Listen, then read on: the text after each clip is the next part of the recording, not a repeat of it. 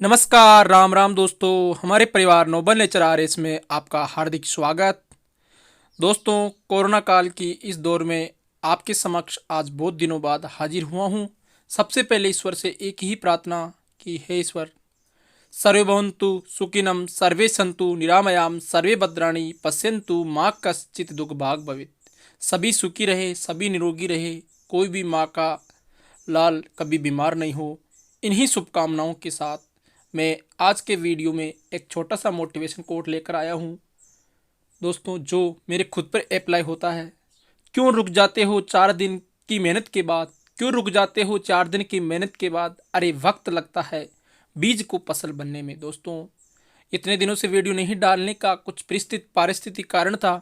इसके बाद में आज मैं आपके समक्ष एम लक्ष्मीकांत की भारत में यूपीएससी की यूजीसी की मान्यता प्राप्त पुस्तक है भारत का संविधान, एम लक्ष्मीकांत, उससे कुछ प्रश्न लेकर आया हूं और उन प्रश्नों के माध्यम से आपके कुछ डाउट्स क्लियर करूंगा। दोस्तों, आपको पता होगा ये ट्रेंड चला आ रहा है कि यूपीएससी में जो प्रश्न आ चुका है वह कभी भी स्टेट पीसीएस या फिर आपके छोटे मोटे एग्जामों में आ सकते हैं। स्पेशल जिन एग्जामों का पार्ट भारतीय राज्य व्यवस्था या भारत का संविधान है। अगर दोस्तों आपको आज का ये वीडियो अच्छा लगे, आपको ज्ञानवर्धक लगे, आपको अगर आपके किसी भी एग्जाम में आए हुए प्रश्न लगे, तो दोस्तों यह आईएएस प्री के आए हुए सारे प्रश्न बताए गए हैं। यहाँ पर लगभग 10 प्रश्न लेकर आया हूँ, लेकिन जब एनालिसिस समाप्त होगा तब आपको लगेगा, कम से कम पूरा देखोगे वीडियो तो आपके सामने कम से कम 50 प्रश्न आएंगे, जिनका मैं आपके समक्ष उत्तर देकर प्रस्तुत कर दिया हूँगा। आज का पहला प्रश्न है दोस्तों, भारतीय संविधान का कौन सा अनुच्छेद राज्य की उपयुक्तता पर विचार करता है? यानी कि राज्य की वैल्यू या राज्य की उपयुक्तता भारतीय संविधान के किस अनुच्छेद के तहत होती है? तो दोस्तों आपको पता होगा, यहाँ पर कुछ अनुच्छेद दिए गए हैं। पहले आप सोचिए, आंसर एंड में बताऊंगा मैं। पहले तीन जो यहाँ पर कॉलम है उनका मैं एनालिसिस करता हूँ। अनुच्छेद अगर 100 की बात करूँ तो 100 अनुच्छेद आपको विदित होगा कि अनुच्छेद 78 से लेकर के अनुच्छेद 122 तक भारतीय संसद के बारे में दिया गया है। तो यहाँ पर राज्य के बारे में कोई उल्लेख नहीं है, ये स्पष्ट हो जाता है। अनुच्छेद 152 से लेकर के 213 तक आपको विदित होगा कि राज्य की जो विधानसभाएं और विधान परिषद हैं उनके बारे में दिया हुआ है। तो यहाँ पर अनुच्छेद 200 में भी राज्य के बारे में कोई उल्लेख स्पेशल नहीं मिलेगा आपको। अनुच्छेद 330 की बात करूँ तो 330 से लेकर 334 तक एसटी एससी आंग्ल इंडियंस आदि लोगों के लिए जो आरक्षण है हमारी संसद में, उसके बारे में बताया गया है। और यहाँ पर एक मात्र आपका ऑप्शन बचता है और वह ऑप्शन है दोस्तों अनुच्छेद 300, और अनुच्छेद 300 इसका सही उत्तर होगा। अनुच्छेद 300 में आपको विदित होगा कि राज्य की उपयुक्तता यानी राज्य किस प्रकार वैल्यूएबल है वहां की जनता के लिए, इसके बारे में बताया गया है अनुच्छेद 300 के अंतर्गत। इसके बाद में आगे बढ़ूं तो ये प्रश्न समाप्त होता है और दूसरे प्रश्न में यहाँ पर एक और विदित याद कर लो दोस्तों कि अनुच्छेद 300 में जो कि आपका संपत्ति का अधिकार है, अनुच्छेद 300 का क्या है? आपका संपत्ति का अधिकार है। 1978 के 44वें संविधान संशोधन के द्वारा इसको भारत के संविधान में जोड़ा गया। ये अति महत्वपूर्ण प्रश्न है। इसके बाद में अगर मैं आगे देखूं तो नेक्स्ट है प्रश्न नंबर 2, और इसमें लिखा हुआ है निम्न में से कौन सी संसदीय समिति का सभापति निरपवाद तौर पर शासक दल का होता है? यहां पर लिखा हुआ है कि निम्न में से कौन सी संसदीय समिति का सभापति निरपवाद, मतलब निर यानी बिना, अपवाद यानी अपवाद के, कोई भी बिना अपवाद के तौर पर शासक दल का होता है। यहां पर 3 महत्वपूर्ण समितियां दी हुई है। लोक उपक्रम समिति, अगर इसकी चर्चा करूं आपके समक्ष तो ये लोक कल्याणकारी जो योजनाएं होती है उनके जो पैसा इन्वेस्ट होता है उसके ऊपर जांच करती है, और इसमें सारे मेंबर 22 होते हैं, जिनमें से 22 मेंबरों में से 15 लोकसभा से होते हैं, 7 राज्यसभा से होते हैं। दूसरी समिति और इसका जो अध्यक्ष होता है वो लोकसभा के अध्यक्ष के द्वारा चुना जाता है, और लोकसभा की कोई ना कोई सदस्य इसका अध्यक्ष होता है।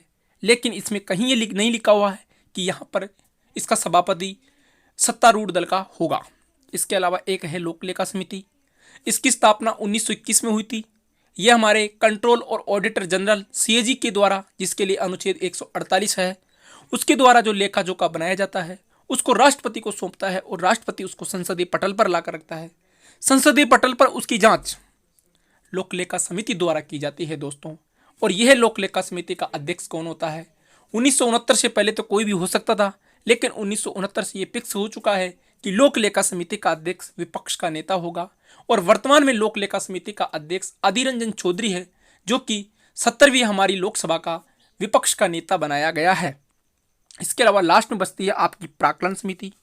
और जो प्राक्कलन समिति है आपकी, ये इसका सही जवाब है। प्राक्कलन समिति में सारे मेंबर 30 होते हैं और 30 के 30 मेंबर लोकसभा से होते हैं। और इसका अध्यक्ष ये हमारे संविधान में और एम लक्ष्मीकांत की पुस्तक में स्पष्ट 22वां चैप्टर आप खोलकर पढ़ लेना। उसका पेज नंबर डालना भूल गया मैं, वहां पर लिखा हुआ है लक्ष्मीकांत के 22वें चैप्टर में कि ये जो प्राक्कलन समिति है इसमें 30 मेंबर पूरे लोकसभा से होते हैं। और इसका अध्यक्ष क्या होता है?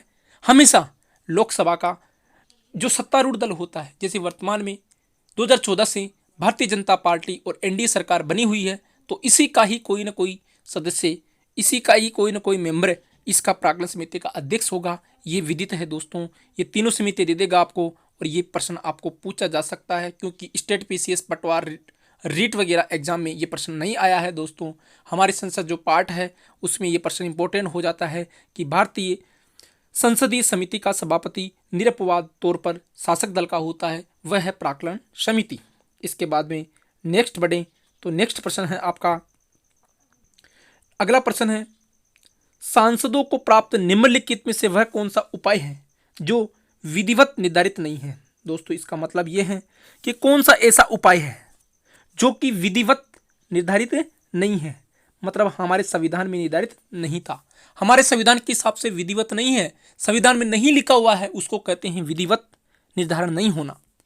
आपको विदित होगा प्रश्नकाल, जो कि स्टार्टिंग का 11 से 12 बजे का टाइम होता है। 11 से 12 बजे का जो समय होता है ये होता है प्रश्नकाल।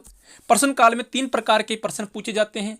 एक होते हैं तारांकित, एक होते हैं अतारांकित और एक होते हैं अल्प सूचना वाले प्रश्न।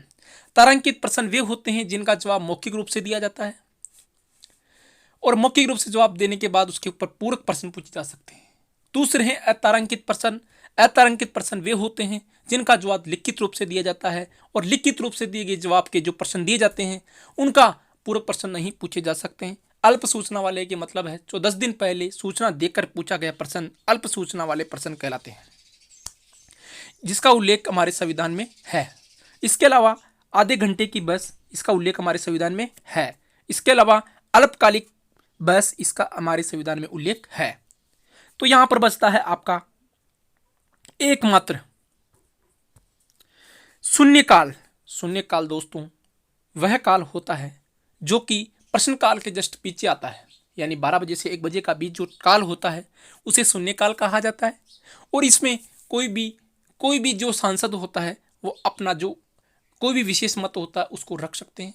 इसमें कोई भी सांसद किसी भी प्रकार का अविलंबनीय लोक मतों का विषय ला करके मंत्रियों के समक्ष प्रस्तुत कर सकते हैं। और इसका उल्लेख 1962 में किया गया था दोस्तों। कब किया गया था? 1962 में किया गया था। कब किया गया था? 1962 में। याद रखना दोस्तों, ये प्रश्न घूमकर आएगा वापस इसी स्लाइड में और एक महत्वपूर्ण प्रश्न बन जाएगा। उस वक्त ये 1962 आपके काम आएगा कि शून्यकाल कब आरंभ हुआ? 1962 में। उसके बाद की बात करूँ, नेक्स्ट प्रश्न पहुंचते हैं और नेक्स्ट प्रश्न है हमारा, निम्न से कौन सी समिति केवल निचले सदन की है? निचला सदन, संसद के 3 सदन है, 2 सदन है, लोकसभा और राज्यसभा। लोकसभा को निम्न सदन कहा जाता है क्योंकि यहाँ पर जनता की द्वारा चुने हुए डायरेक्ट प्रतिनिधि बैठते हैं और ये जनता का सदन भी कहलाता है लोकसभा। और लोकसभा का भी भंग भी हो सकता है। ये महत्वपूर्ण विशेषताएं हैं लोकसभा की। एक होता है राज्यसभा, जो कि हमारे संसद का उच्च सदन होता है। राज्यसभा में वे सदस्य जाते हैं जो कि हमारे द्वारा चुने हुए विधानसभा के सदस्यों में से चुनकर भेजे जाते हैं, इसलिए इसको उच्च सदन कहा जाता है। जनता के द्वारा चुने हुए प्रतिनिधि राज्यसभा के सदस्यों का चुनाव करते हैं। प्रत्येक 6 वर्ष बाद सदस्यों का चुनाव होता है। राज्यसभा कभी भंग नहीं होती है। यह हमारी संसद का उच्च सदन होता है। तो यहाँ का प्रश्न ये है कि कौन सी समिति केवल निचले सदन की है दोस्तों? तो वह समिति आपके समक्ष है। कौन सी है वह समिति? ये आपके समक्ष कौन समिति बताई थी मैंने आपको? जिसमें सिर्फ निचले सदन की लोग ही अध्यक्ष हो सकता है, वो है आपकी कौन सी बताई दोस्तों मैंने अभी थोड़ी देर पहले? वो बताई थी आपको मैंने प्राक्कलन समिति। कौन सी बताई थी? प्राक्कलन समिति। प्राक्कलन समिति का जो अध्यक्ष होता है वो हमेशा हमेशा किसका होता है? निचले सदन का होता है। केवल निचले सदन का ही हो सकता है। प्राक्कलन समिति का अध्यक्ष निचले सदन का ही हो सकता है। किस समिति का अध्यक्ष? प्राक्कलन समिति का अध्यक्ष। इसके बाद में नेक्स्ट प्रश्न आता है हमारा पांचवा प्रश्न, और पांचवें प्रश्न में लिखा हुआ है दोस्तों, निम्न से कौन सा उपाय जो लोक महत्व के मामले पर मंत्री का ध्यान खींचता है? दोस्तों बहुत महत्वपूर्ण है ये। लोक महत्व का कोई मामला हो और सांसद उसको समक्ष प्रस्तुत करे संसद के समक्ष और मंत्रियों का ध्यान आकर्षित करे, वो क्या कहलाता है? वो कहलाता है आपका ध्यान आकर्षण नोटिस। दोस्तों स्थगन प्रस्ताव में क्या होता है? संसद स्थगित कर दी जाती है कुछ टाइम के लिए, अनिश्चित काल के लिए। दोस्तों अल्पकालीन बहस में क्या होता है? इसमें कुछ महत्वपूर्ण मुद्दों के ऊपर बहस की जाती है जो कुछ समय बाद बंद हो जाती है ऑटोमेटिक। और आधे घंटे की बहस में क्या होता है? इसमें 50 प्रश्न पूछे जाते हैं मंत्रियों के द्वारा, सांसदों के द्वारा कंटिन्यू। और एक होता है ध्यान आकर्षण प्रस्ताव। ये एक ऐसी युक्ति है जिसके बारे में बाद में पढ़ेंगे कि ये मंत्रियों का ध्यान आकर्षित करने की सबसे बेस्ट युक्ति है ध्यान आकर्षण प्रस्ताव। और इसका उद्भव हुआ था 1954 में। आपको विदित होगा कि 1954 में क्या हुआ था? भारत और चीन के बीच में चाओ और लाइन एंड पंडित जवाहरलाल नेहरू के बीच में एक समझौता हुआ था जिसे पंचशील का समझौता कहा जाता है। यह पंचशील का समझौता 29 अप्रैल 1954 को हुआ था। उसी वर्ष ध्यान आकर्षण प्रस्ताव संसद के द्वारा भारत की संसद में लाना स्टार्ट किया गया था। और ध्यान आकर्षण प्रस्ताव का मतलब सीधा सा ये है कि ऐसा कोई भी प्रस्ताव जो कि अविलंबनीय लोक महत्व का हो, जिसके बारे में तुरंत कार्यवाही करनी हो, यानी कि जैसे हाल ही में जो तोइते तूफान आ रहा है, इसके कारण जो जान माल की राजस्थान जैसे राज्य में पहली बार मई के महीने में भयंकर बारिश हुई और भयंकर बारिश के कारण उदयपुर जोधपुर संभागों में बाढ़ आई थोड़ी बहुत, उसका ध्यान आकर्षित करने के लिए जोधपुर उदयपुर के जो सांसद होते हैं उनके द्वारा तुरंत संसद में मंत्रियों का ध्यान आकर्षित करने के लिए वहां पर ध्यान आकर्षण प्रस्ताव लेकर आएंगे। इसे कहा जाता है ध्यान आकर्षण प्रस्ताव। इसके बाद में नेक्स्ट आता है हमारे, और नेक्स्ट प्रश्न है आपका प्रश्न नंबर 6। प्रश्न नंबर 6 में है कि केंद्रीय सतर्कता आयोग की स्थापना निम्न में से किसकी सिफारिश पर की गई? दोस्तों महत्वपूर्ण है ये central vigilance commission. Central vigilance commission केंद्रीय सतर्कता आयोग, और इसकी स्थापना एक समिति थी के संतानम समिति, इसकी सिफारिश पर होती है। और यह समिति क्या करती है?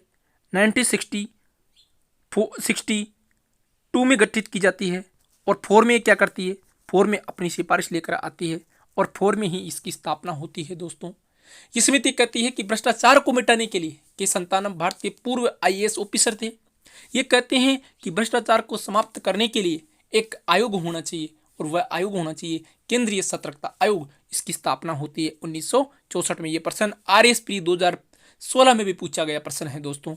इसके बाद में अगर आगे बढ़ूं मैं, तो आगे नेक्स्ट बात करूं तो नेक्स्ट क्वेश्चन आता है क्वेश्चन नंबर 7।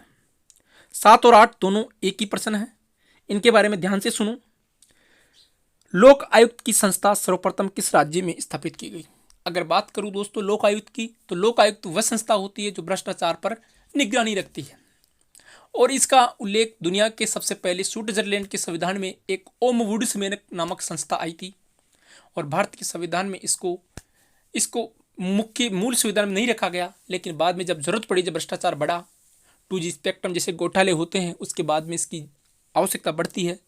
2012 में आपको पता होगा लोकपाल को लेकर के भारत में एक बहुत बड़ा आंदोलन हुआ, अन्ना हजारे ने किया था। और उसी से हमारे जो दिल्ली में आप पार्टी के CM साहब केजरीवाल है वो निकल कर आए हैं।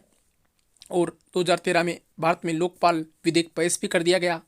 और 2017-18 में भारत में पहला लोकपाल भेंट भी गया है। और भारत के पहले लोकपाल PC घोष यानी पिनायक चंद्रा घोष को माना जाता है। इसके अलावा अगर आपकी बात करूं मैं, तो लोकायुक्त ये होता है जैसे भारत में लोकपाल देश में होता है, ठीक उसी प्रकार राज्यों में लोकायुक्त का गठन किया गया। भारत में सबसे पहले लोकपाल लोकायुक्त जैसी संस्था स्थापित करने के लिए किस राज्य ने अधिनियम लाया? तो वो राज्य आपका ओडिशा होगा।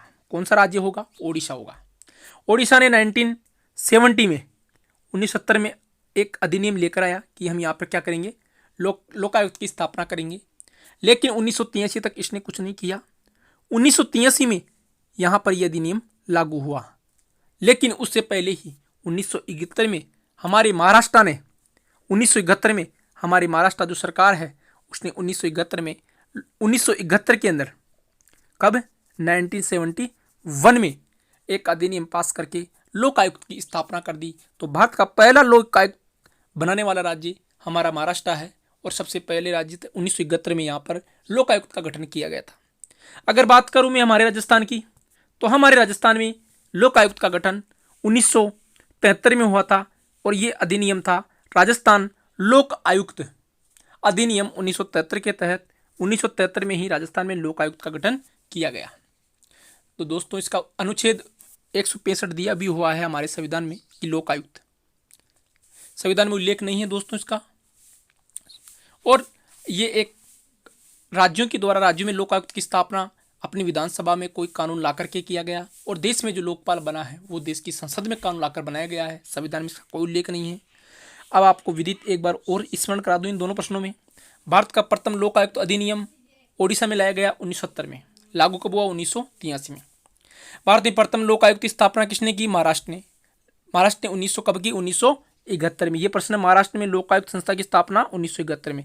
दोस्तों ये IAS प्री में आए हुए प्रश्न है और अन्य PCS और अन्य राज्य स्तरीय एग्जामों में आने की प्रबल संभावना है, इसलिए इन प्रश्नों को ध्यान से देख लेना, गौर कर लेना, लक्ष्मीकांत पुस्तक में खोल कर देख लेना। वहीं से ये फोटो खींच करके PDF बनाया गया है और आपको वीडियो प्रस्तुत किया जा रहा है। दोस्तों अच्छा कंटेंट और अच्छी नॉलेज के साथ आपके समक्ष प्रस्तुत करना मेरा दायित्व है और उसी को मैं दोस्तों आगे बढ़ाने का प्रयास कर रहा हूं। अगर आप लोग अपना बेशकीमती लाइक और कमेंट करते हो वीडियो के नीचे तो मैं डेली इस प्रकार के वीडियो लाने का प्रयास करूंगा। उसके बाद में नेक्स्ट है दोस्तों, अगला प्रश्न है क्वेश्चन नंबर 9। एक इम्पोर्टेंट प्रश्न है, ये आपके समक्ष हाजिर हुआ है और इसमें आपके कम से कम 5 प्रश्न क्लियर हो जाएंगे। शून्य काल से संबंधित कोई भी प्रश्न कभी पूछा जाएगा तो मैं फ्यूचर में तो वो प्रश्न यहीं से आएगा। यहाँ पर लिखा हुआ है, ये संसद के दोनों सदनों की प्रत्येक बैठक का पहला घंटा होता है। क्या होता है शून्यकाल? नहीं दोस्तों, पहला घंटा किसका होता है, ये नहीं होता। यहाँ पर पहला घंटा प्रश्नकाल का होता है। किसका होता है? प्रश्नकाल का होता है। हमने अभी समझा है कुछ टाइम पहले, प्रश्नकाल का पहला घंटा होता है। तो पहला क्या हो गया अपना, पहला क्या हो गया, गलत हो गया, ये सही नहीं है, प्रश्नकाल का होता है। इसमें उल्लेख संसद के सदनों के कार्य नियमों में किया गया है। संसद के सदन कार्य जो नियम है उनमें किया गया, ऐसा नहीं है दोस्तों। हमारा जो संविधान है उसमें कहीं पर भी नहीं लिखा हुआ कि शून्यकाल आना चाहिए हमारी संसद के किसी भी सत्र में। इसका उल्लेख कब हुआ था, 1962 में। कब हुआ था, 1962 में। तो ये दूसरा क्वेश्चन भी, दूसरा कोड भी क्या होता है, गलत हो जाता है। पहला गलत, दूसरा गलत। बात करें तीसरे चौथे पांचवी की, तो तीसरा चौथा पांचा अगर आपसे विदित करा जाए तो तीसरा चौथा पांचा यहाँ पर है, इस काल के पहले बिना किसी पूर्व नोटिस या अनुमति के उठाए जाते हैं। ई का मायने प्रश्न काल में जो शून्य काल में जो प्रश्न पूछे जाते हैं इनकी पहले कोई सूचना नहीं दी जाती दोस्तों। ये बिल्कुल राइट है, ये क्या है, राइट कोटेशन है। इस काल में जो मामले बिना किसी पूर्व नोटिस या अनुमति के उठाए जाते हैं, जैसे ध्यानाकर्षण प्रस्ताव, इसमें लाया जा सकता है। संसद के दोनों सदनों में ये प्रश्नकाल के तत्काल बाद आता है। बिल्कुल 11 से 12 प्रश्नकाल के बाद में शून्यकाल आता है और दोनों सदनों में आता है, इतना भी याद रखना। संसदीय कार्य प्रणाली में ये 1964 में भारत की देन है दोस्तों। ये भी गलत है, 1964 में नहीं आया, ये 1962 में आया था। कब आया था, 1962 में आता है। कौन सा सही हुआ कोट, तीसरा और चौथा सही है, बाकी सारे गलत है। तो यहाँ पर तीसरा और चौथा यानी बी ऑप्शन सही है। इस प्रकार के प्रश्न आपको IAS प्री और RS प्री में देखने को मिलेंगे। अगर आप लोगों ने इस प्रकार प्रश्नों की प्रैक्टिस नहीं करी, अगर आपने लक्ष्मीकांत बुक नहीं पढ़ी, तो आप सोचना कहीं ना कहीं आप अपना जो लक्ष्य है उससे दूर जा रहे हो दोस्तों। इन प्रश्नों का सॉल्यूशन आपके समक्ष जो लाया जा रहा है ये अति महत्वपूर्ण है। इन प्रश्नों को आप ध्यान से सुनना और अपने जीवन में उतारना। और इस पुस्तक का भी आपको मैं पेज भी बताऊंगा दोस्तों, उस पेज पर जाकर देख लेना। यहाँ पर लिखा हुआ है भारत की राज्य व्यवस्था, आपको पेज दिखाई दे रहा होगा, ये रहा भारत की राज्य व्यवस्था। इसकी ये लक्ष्मीकांत पुस्तक है और इसका पेज नंबर है चैप्टर नंबर 12 है और उसका उसका 12वां जो पार्ट है उसका पेज नंबर 2 पर है ये। 12वां जो भाग है जो कि पीछे दिया हुआ है लास्ट में, उसका दूसरा पार्ट है ये। और यहाँ पर जाकर आप इस प्रश्न को चेक कर सकते हो। अगर इनमें कहीं कोई कमी हो तो दोस्तों कमेंट बॉक्स में ज़रूर करना। मानवीय भूल हो सकती है, कोई कमी निकल सकती है, तो उसके बारे में जरूर कमेंट बॉक्स में बताना। इसके बाद में बात करूँ नेक्स्ट, तो नेक्स्ट प्रश्न है आपका 10वां प्रश्न, और 10वां अति महत्वपूर्ण प्रश्न है दोस्तों। इसके 5 कोटों पर 5 प्रश्न बन सकते हैं। 9वां भी ऐसा ही था, 10वां भी ऐसा ही है। और ध्यानाकर्षण प्रस्ताव और शून्यकाल जो कि किसी भी कोचिंग में नहीं पढ़ाई जाते, इनके बारे में ये 5 और 5 10 प्रश्न अगर आप रट के चले जाते हो, समझ कर चले जाते हो, तो आपका जीवन में कहीं भी इस प्रकार के प्रश्न पूछे जाएं तो आप कभी भी गलत नहीं करने वाले दोस्तों। तो यहाँ पर 5 प्रश्न इस प्रकार है। पहला कोट है कि अति आवश्यक सार्वजनिक महत्व के मामले में मंत्री का ध्यान आकर्षण करने की युक्ति। वेरी गुड, पहले बताया था आपको मैंने कि अति आवश्यक जो सार्वजनिक महत्व का जो मामला है उसमें मंत्री का ध्यान आकर्षण करने की युक्ति है ये ध्यान आकर्षण प्रस्ताव। दूसरा है इसका मुख्य उद्देश्य मंत्री से आधिकारिक वक्तव्य प्राप्त करना। बिल्कुल आधिकारिक वक्तव्य, उनसे आधिकारिक घोषणा करवाना है। जैसे अभी बाढ़ आ रहा है गुजरात में, महाराष्ट्र में, तो उस बाढ़ के बारे में आधिकारिक घोषणा और उनको तुरंत जाकर के वहां दौरा करने की बात कहना, ये काम आता है ध्यान आकर्षण प्रस्ताव। तीसरी कोट है इसमें सरकार की निंदा नहीं होती, बिल्कुल भी नहीं हो सकती दोस्तों। इसमें सरकार की निंदा कोई नहीं कर सकता। ध्यान आकर्षण सरकार निंदा नहीं होती, जबकि इसमें तो अवलंबनीय लोक महत्व के विषय उठाए जाते हैं। और चौथा कोट है 1952 में संसदीय कार्य प्रणाली में भारत की देन है। बिल्कुल साहब, 1952 में नहीं, 1954 में आया था। ये कब आया था? 1954, 1954 में आया था। कब आया था ये? 1954 में आया था। वो आया था 1962 में, यह आया था 1954 में। इसके बारे में पहले बता चुका हूं मैं। ये कोड क्या हो गया? गलत हो गया आपका। ये क्या हो गया? गलत। 5वां है इसका उल्लेख प्रक्रिया और कार्य संचालन नियमों में नहीं है। बिल्कुल साफ, प्रक्रिया और संचालन के जो कार्य हैं उन नियमों में नहीं है, तो ये भी आपका कोड गलत हो जाता है, क्योंकि इसका उल्लेख प्रक्रिया और संचालन जो नियम होते हैं उनमें तो है, जबकि मूल संविधान में नहीं है। प्रक्रिया और संचालन कार्य का जो नियम है उनमें तो है, लेकिन इसका उल्लेख हमारे संविधान में नहीं है। ये कब आया? 1954 में आया। तो यहाँ पर आपका कौन सा आंसर सही हो जाएगा? यहाँ पर आपका आंसर सही हो जाएगा, कौन सा होगा सही? आपका आंसर सही होगा डी ऑप्शन सही हो जाएगा दोस्तों। यहाँ पर आपका डी ऑप्शन सही हो जाएगा, 1, 2 और 3। यानी कि कौन कौन से कोटेशन हुए सही?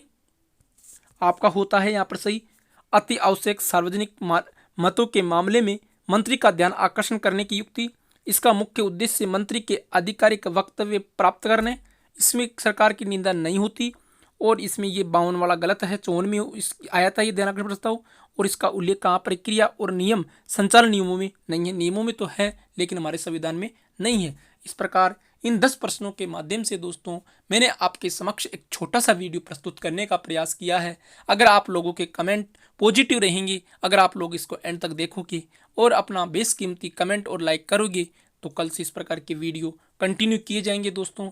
इस कोरोना काल में भगवान या परमेश्वर से यही दुआ कि सर्वे भवन्तु सुखिनम, सर्वे सन्तु निरामया, सर्वे भद्राणि पश्यन्तु, माँ कश्चित् दुख भाग भवेत्। सभी सुखी रहे, सभी निरोगी रहे। इन्हीं शुभकामनाओं के साथ आज के वीडियो का एंड करूंगा दोस्तों। कल फिर मिलते हैं। जय हिंद, जय भारत।